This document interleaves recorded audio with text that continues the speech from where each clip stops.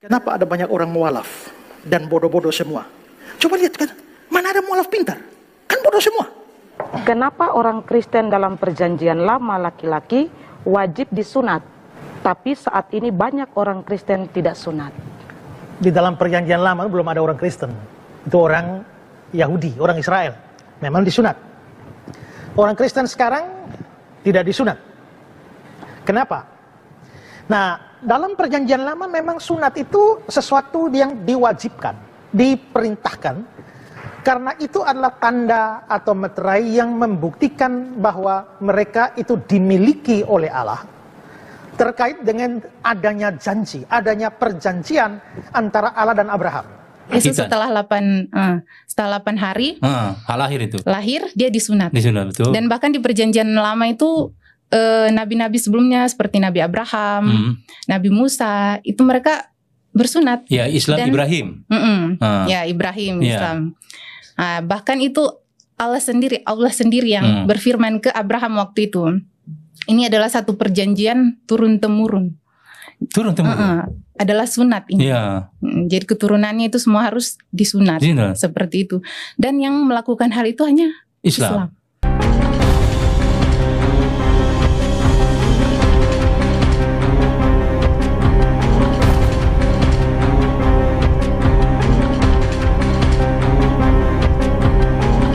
Assalamualaikum warahmatullahi wabarakatuh. Alhamdulillahilladzi hadana lihadza wa ma kunna linahtadiya laula an hadanallah. Asyhadu an la ilaha illallah wa asyhadu anna Muhammadar Rasulullah.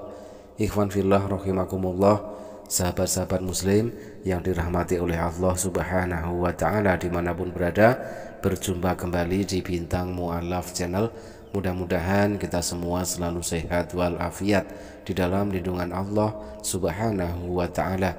Salam satu Tuhan, Allahu Akbar. Alhamdulillahirabbil alamin. Teman-teman, kesempatan kali ini kita akan tampilkan sedikit video cuplikan dari seorang misionaris senior yang mana masuk Islam karena menemukan kebenaran itu ternyata ada di dalam agama Islam.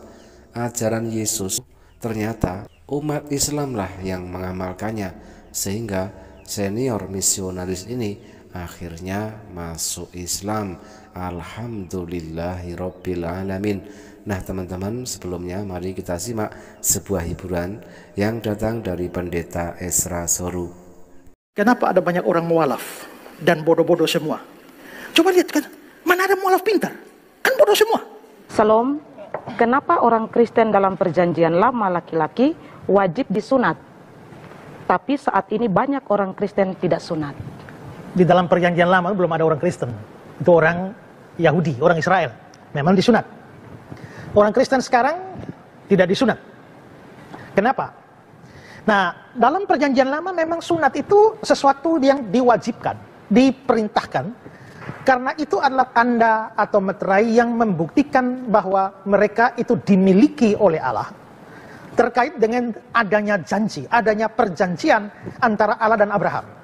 Di mana Allah dan Abraham berbuat perjanjian, Allah akan menjadi Allah Abraham dan keturunannya, Abraham serta keturunannya itu akan menjadi umat Allah. Ini perjanjian dua pihak. Sama seperti sekarang kita bikin perjanjian, lalu ada pakai materai 6.000. Nah, pada waktu itu materainya yang ditentukan oleh Tuhan adalah sunat. Dalam Kejadian 17 ayat yang ke-10, inilah perjanjianku yang harus kamu pegang. Perjanjian antara aku dan kamu serta keturunanmu, yaitu setiap laki-laki di antara kamu harus disunat. Haruslah dikerat kulit katanmu, dan itulah yang akan menjadi tanda perjanjian antara aku dan kamu. Itu menjadi tanda perjanjian. Soal kenapa tanda perjanjian kok aneh seperti ini? Ya, kok tanda perjanjian kok pakai pemotongan kulit katan, itu urusannya dengan perjanjian itu apa? Nah, Alkitab tidak menjelaskan itu.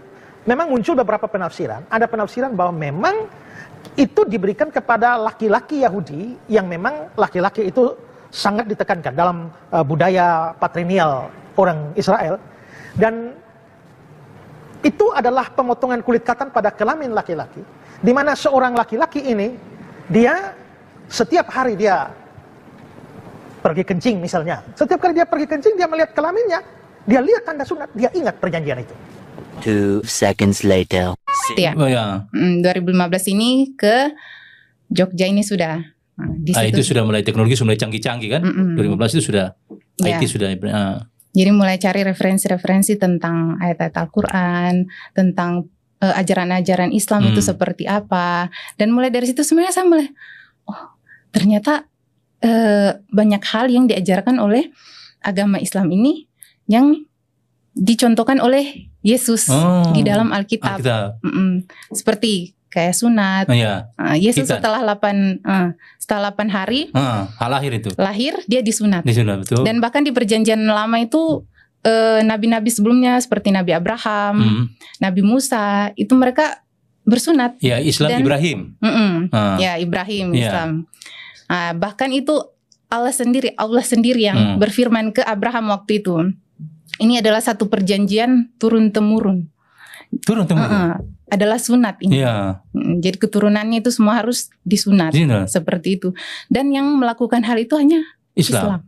Kristen tidak diwajibkan sunat. Tapi belakangan di beberapa kasus saya mempelajari melaksanakan hitan masal itu, banyak yang sudah daftar untuk anak-anaknya dimulai di hitan di generasi terakhir ini. Banyak yang mulai dari non muslim. Ya gitu. Mungkin begitu sudah mulai pelajari ya. Iya mungkin ya. Jadi terus mengkaji. Iya mengkaji. Mengkaji itu terus kemudian saya menemukan lagi tentang Yesus dicontohkan di Alkitab itu di saat dia meninggal. Dia meninggal itu dikafani dan yang melakukan itu hanya orang-orang Islam saja. Ya, itu ketemu dari hasil kajian-kajian. Iya, jadi kayak saya berpikir ini Yesus sendiri yang sebagai kita punya Tuhan ajarkan ini, kenapa kita tidak contohi? Tidak amalkan begitu. Kita tidak amalkan begitu, malah yang amalkan ini orang Islam sendiri. Kenapa kita Kristen tidak? Nah, itu di situ pergumulan yang terjadi. Iya, mulai kayak saya berpikir ini bagaimana ya? Maksudnya apakah Islam ini adalah agama yang sebenarnya atau seperti apa begitu? Haleluya.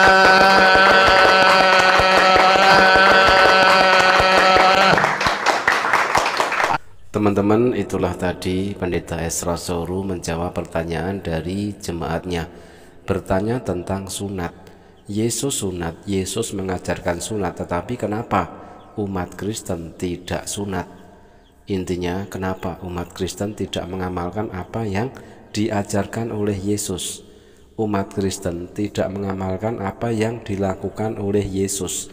Tetapi seperti biasa, kita tidak mendapatkan jawaban yang jelas dari Pendeta Esra Soru selain hanya muter-muter saja. Dan baru saja kita simak juga sebuah kesaksian dari seorang misionaris senior asal Manado yang masuk Islam karena apa? Telah menemukan kebenaran di dalam agama Islam. Banyak sekali dari ajaran-ajaran Yesus justru yang mengamalkan itu adalah umat Islam. Dan kenapa umat Kristen tidak mengamalkan apa yang diajarkan oleh Yesus? Itulah yang menjadi pergolakan di dalam hatinya, dan lalu semakin mempelajari ajaran Yesus yang sebenarnya sehingga akhirnya mendapatkan kebenaran hanya di dalam agama Islam.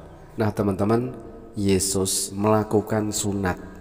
Umat Islam diperintahkan untuk sunat sebelum beranjak dewasa untuk menjaga kesuciannya saat beribadah kepada Allah.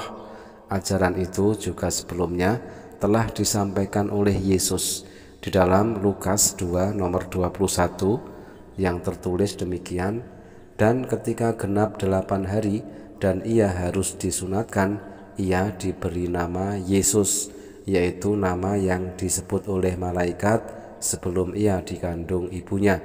Lukas 2 nomor 21. Nah, Yesus saja sunat, sedangkan umat Kristen tidak mau bersunat. Bahkan Paulus mengharamkan sunat. Jadi dalam konteks ini, umat Kristen itu pengikut Yesus ataukah pengikut Paulus?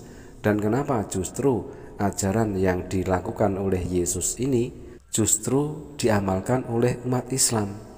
Dan ada satu lagi ajaran Yesus yang ternyata justru umat Islam lah yang mengamalkannya, yaitu ketika wafat Yesus dikafani. Sedangkan umat Kristen yang kita tahu ketika meninggal dunia, umat Kristen memakai jas, memakai dasi, dan juga memakai pampers. Menjelang malam datanglah seorang kaya, orang Arimatea yang bernama Yusuf dan yang telah menjadi murid Yesus juga. Ia pergi menghadap Pilatus dan meminta mayat Yesus. Pilatus memerintahkan untuk menyerahkannya kepadanya, dan Yusuf pun mengambil mayat itu, mengafaninya dengan kain lenan yang putih bersih, lalu membaringkannya di dalam kuburnya yang baru yang digalinya di dalam bukit batu. Dan sesudah menggulingkan sebuah batu besar ke pintu kubur itu, pergilah ia. Tetapi Maria Magdalena dan Maria yang lain tinggal di situ, duduk di depan kubur itu. Tertulis di dalam Matius 27 nomor 57 sampai 61. Adalah seorang yang bernama Yusuf, ia anggota majelis besar dan seorang yang baik lagi benar. Ia tidak setuju dengan putusan dan tindakan majelis itu. Ia berasal dari Arimatea, sebuah kota Yahudi, dan ia menanti-nantikan kerajaan Allah. Ia pergi menghadap Pilatus dan meminta mayat Yesus, dan sesudah ia menurunkan mayat itu, ia mengafaninya dengan kain lenan, lalu membaringkannya di dalam kubur yang digali di dalam bukit batu, di mana belum pernah dibaringkan mayat. Hari itu adalah persiapan dan Sabat hampir mulai, dan perempuan-perempuan yang datang bersama-sama dengan Yesus dari Galilea ikut serta, dan mereka melihat kubur itu dan bagaimana mayatnya dibaringkan, dan setelah pulang mereka menyediakan rempah-rempah dan minyak mur. Tertulis di dalam Lukas 23 nomor 50 sampai 56. Matius dan Lukas dengan jelas menerangkan mayat Yesus yang dirawat dengan cara dikafani.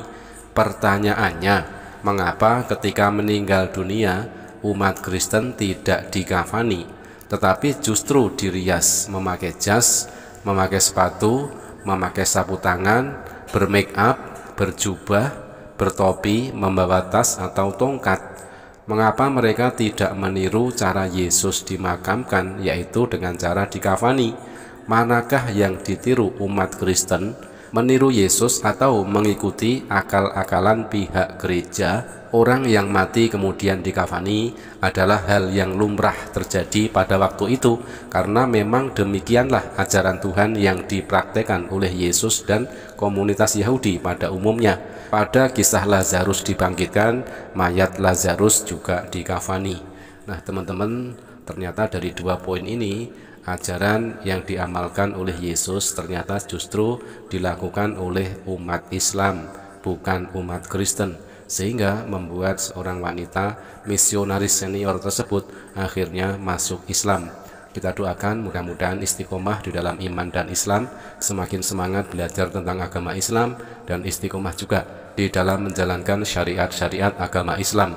Demikian sahabat, terima kasih, mudah-mudahan bermanfaat. Jazakumullah khairan kasiran. Wassalamualaikum warahmatullahi wabarakatuh.